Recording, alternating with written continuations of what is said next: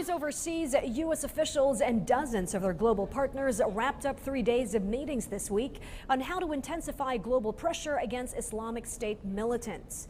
Members of the 72-nation anti-IS coalition gathered in Washington this week, just days after as Iraq declared victory over the extremists in Mosul after months of heavy battle.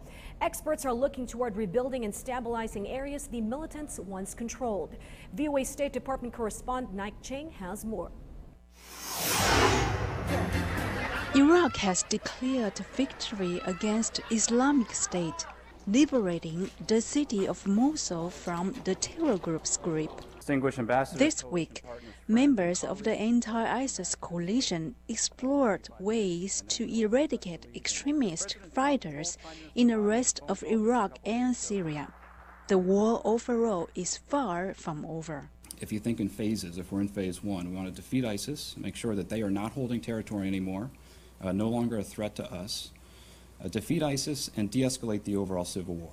And that's through an arrangements of ceasefires, of deconfliction areas, so you can then begin a real credible process to actually have a political settlement. The next priority is to stabilize liberated areas and to provide humanitarian assistance to these areas. Our basic goal is to establish the conditions that will allow the local population from the areas freed of ISIS control to restore life to their communities and voluntarily return IDPs to their homes.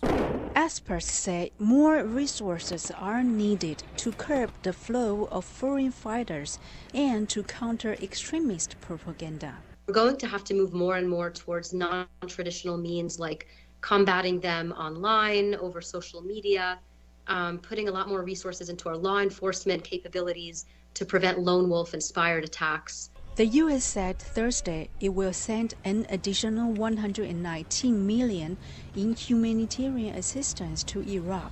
Total U.S. aid to Iraq since 2014 is now more than $1.4 billion.